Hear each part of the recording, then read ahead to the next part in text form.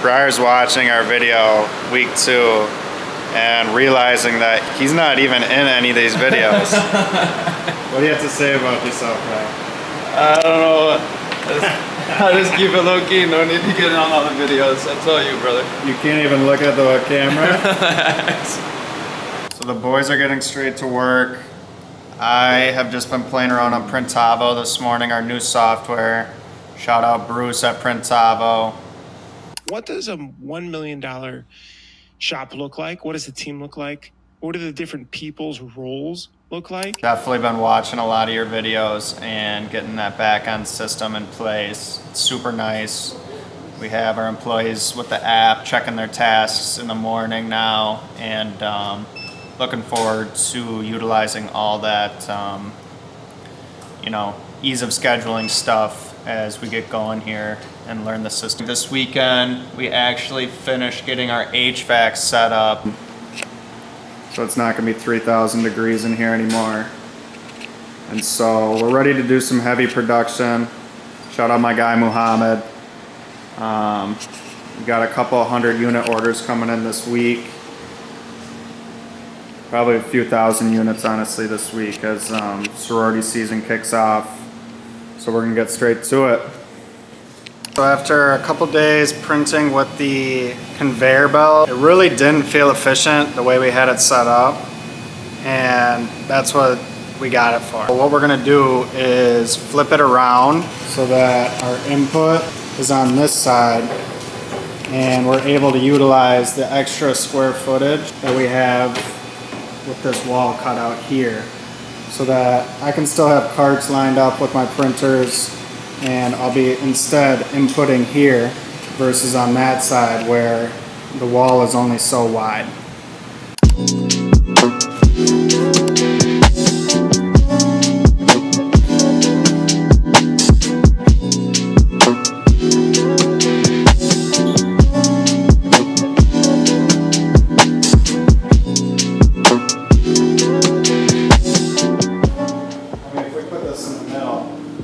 It's just this real estate lost.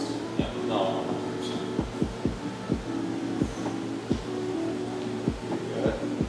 Yeah, I've been really fucking busting out the legs lately. Good as a sword. What we learned here is definitely should do this before the equipment gets here. Printing, and efficiency is so much a touch and feel thing. We've had 3 or 4 different configurations since we got here, always with heat presses, which are relatively small. Now that this conveyor belt is in, we got the HVAC electricity set up. Now we got to redo the HVAC because this shit doesn't line up. Rookie mistake for sure. We'll get this space figured out, feeling good, and get straight back to production once it is.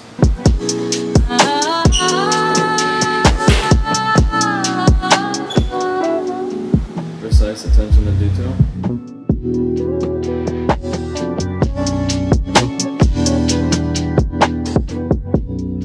Positively dedicated.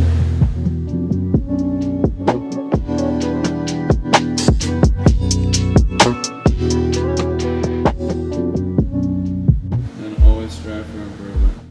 Always striving. Last week you guys saw we released the S&P 500 hat. Today we're going to show you how to do that this morning. We do a DTF transfer and then embroider over the top. I was having some trouble when I peeled the DTF transfer, so I just wanted to go through and show you guys. These are available on the website on playgroundprinting.com with just the blank. If you guys see the style and are looking for it, you can purchase directly from us. You can apply for wholesale directly on our website. So Yupon Classic, great hat. Solid fit, and today we're going to show you how to DTF transfer it. We just have a Heat Press Nation heat press, nothing fancy. Definitely going to upgrade to the one with a platen that also heats underneath. I believe Stalls makes one, and it'd just be nice to have that underneath to help really secure whatever heat transfer you're using. But for today, like I said, we're just using Heat Press Nation one, and you can really apply any transfer to this. But today we're doing DTF. First is really just stretching this hat as flat as I can, being that it's a 5-panel, onto that small platen on either side and then right away in the back. And then what I'm gonna do is I'm gonna heat press that down for 10 seconds at 340 degrees so that I'm A, getting a super flat printing surface, and B, heating that up so that my DTF transfer already wants to stick. And so when I place this down, that's already locking in. And then I go ahead and I press it again for 10 seconds. Now, I order my DTFs from 613. I don't make them in-house, and they recommend doing a hot peel. I've found with this design specifically and this small line work, if I were to do a hot peel right now, it's gonna peel that right off. And so what I do is I make a stack over here of my finished ones, and I put the hot ones in front, and then right away at the back I can pull from here, and I know this is cool and dry, and when I peel it off I'm not gonna have any trouble with that line coming off. Now once that's done, what you can do is really secure that DTF transfer and use that same sheet you just peeled off and go over the top. This one you don't have to be as careful, flattening everything out. What I like to do is give it one more press because it gets rid of that vinyl-y look and instead makes it like a screen printed, more of a matte finish. And that's what I'm going for. I'm going for more of a vintage look on these hats. So I'll hit that one more time at 10 seconds. You know, you don't have to worry about doing a cool peel or anything like that, but you know, what we're left with is a nice screen printed look that's really into that fabric. You know, that print isn't going anywhere. I don't have to worry about that coming off. You could send this through the wash and it's not gonna go anywhere. And so that's DTF transfer on the Yupon Classic. Both the S&P 500 hat and the blank itself are available on playgroundprinting.com. We're gonna take this over to embroidery next. To give you a quick little rundown, we're gonna use the 4-inch embroidery hat backing because this is more of a low profile hat comparative to like a normal flat brim hat or something like this that's got a little bit more of a high profile that we would use a 4.5 inch for. We'll use 2 pieces just so it's a bit more stable. We load the hat up, get everything set and secure so it's nice and flat, or as flat as it can be. Put our stabilizing clips in the back and we're good to go. So we already have the design loaded in the machine. Right now we'll be using a basic red thread. We've got the design loaded for the S&P 500. What we're gonna do, we're gonna load it up here. We're gonna shift the design so that it's right in the middle of the hat, so it lines up with the center seam. We're gonna run a trace to make sure the placement looks good.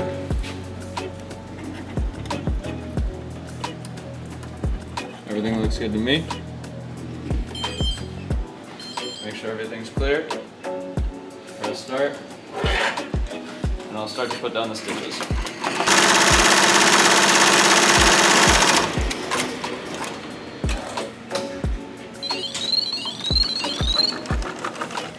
It's the honey of the day. Get some more tables.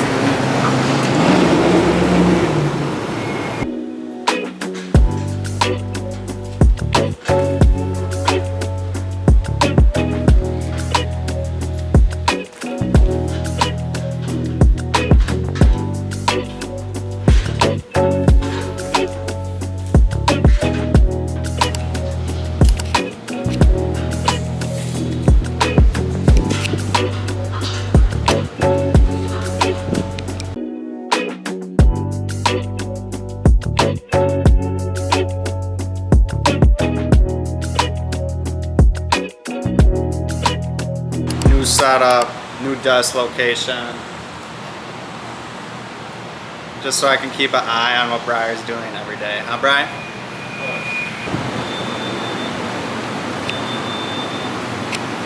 Live today with Maxime Hilaire. Well, I'm Maxime of Gangsters Buy Flowers from Boston, Massachusetts.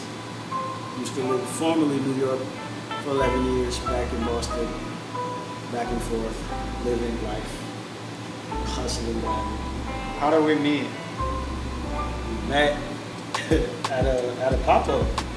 You were selling vintage tees. That's right. And then I had some shorts that you liked and we exchanged contacts. Cafe Rizzoli shorts. Yeah. then we got breakfast, and then Told me to come by to see the work y'all do. Took me a while, and I finally made it over. Yeah, this was October 2020. Before I met you and Briar, GBF was less of a brand. It was just something that I was kind of doing. And when I met you guys, it was still a pandemic. And I decided I was just doing stuff, small runs and stuff over the years. Probably started it 3 years prior. And it was just here and there whenever I felt like doing something. But during the pandemic, and I met you guys, I realized I could do it full time. And then we started just creating and building and shit. It changed the trajectory of the brand. Really, I was able to expand. I was just me by myself, meeting you guys. It's like I have a team. I think we went like 3 months straight every day. Every day, just cooking up lunch, dinner, Sopranos, just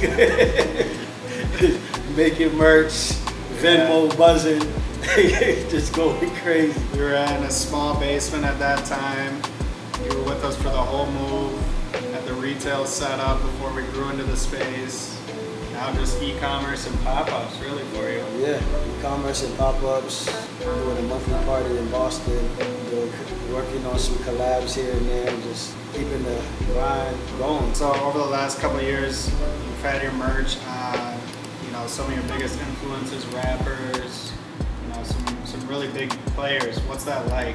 Man, it's exciting and humbling. It's like something that I made is on like a rapper like Styles P, whose album I played front to back in high school, and just seeing it being well received, it's pretty exciting and humbling. So it's dope. Yeah, and I feel like those people are right in line with your brand's ethos. I know we've talked about this, how much research you did before starting GBF in terms of marketing, building a brand, building a community, and so to have those players who are right in line with that ethos, what did you do to develop that ethos? How do you maintain it? Talk to me a little bit about that. For me, it's kind of easy in a sense. It's like I just treat it as an extension of myself. So whatever I'm into, fashion-wise, music, aesthetics, photography, and I just try to incorporate all of my influences through that. And however I'm feeling, whatever I'm working on at the time, it could just spawn with this whole new collection or whatever. Talking to friends and it just comes about that way. I don't have like a set guideline of how I create and put things out. It kind of just comes out as I live life.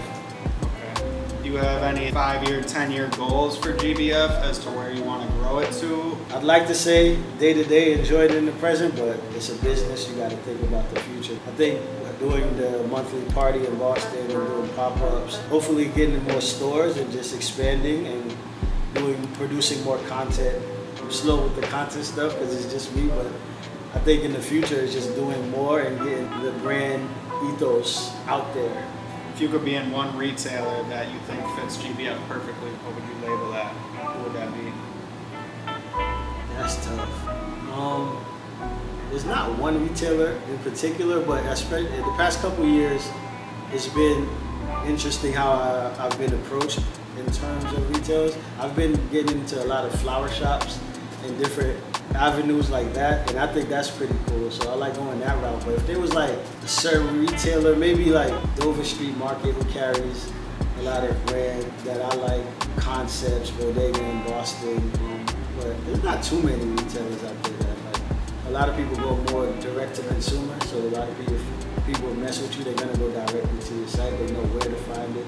But I think for retailers, it's more of a marketing, just so you're around other brands so they can see it. But outside of that, if you do great at marketing, you don't even need it, really. Gangsters Buy Flowers, I mean, it resonates with so many different demographics because of that flowers aspect. Because you've gotten yourself into flower shops and done pop-ups with flower markets. How has that benefited your brand versus just the gangster side? Talk about that. Oh, the gangster side doesn't even matter. It's just words in the front. But the flowers, once people see Gangsters Buy Flowers, they're like, wow, either I really like that or that makes sense, or yes, gangsters do buy flowers.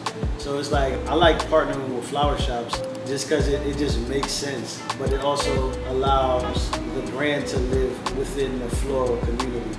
Before starting the brand, there's a lot of flower shops that I wasn't even aware of, but people would come up to me and ask me like, who's my favorite florist, or where do I buy my flowers from? And I'm out getting these questions, and I'm like, well, now I have favorite florists. I can refer people to different florists in different parts of the city, in different cities. Yeah, so it's been cool in that regard. So GBF is almost a decade old at this point. Yeah, this year's 7 years since I started it, yeah. Any aspiring brand builders, designers, what type of advice would you give them to accomplish that self-sufficient lifestyle from a brand?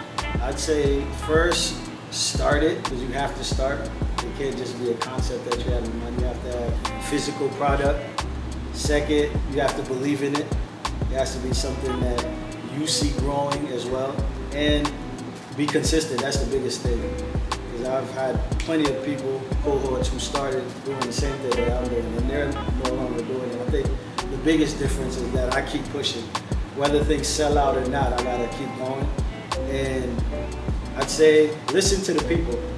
Because for me, a lot of times it wasn't supposed to be a brand. It was just something that I did. I was gonna let it go. If I was stubborn, it wouldn't be as big as it is, because it was just something I did for a shirt, and then I was gonna put it away. And people was like, no, where is it? We love it, keep going. So it was just like, listen to the people, because sometimes the people know what they want. 4 years since we've been together, I'm sure it'll be another 4 at least, so. Come on, man, that's too short. It'll be a long time, long time, long time. As long as y'all rocking, I'm rocking. Maxime Villard, Gangsters Buy Flowers. We'll put the link to his website in the bio. Put the IG in the bio. Make sure you follow both. Cop a DMXT, Bestseller. GBF. All right, thank you guys for having me.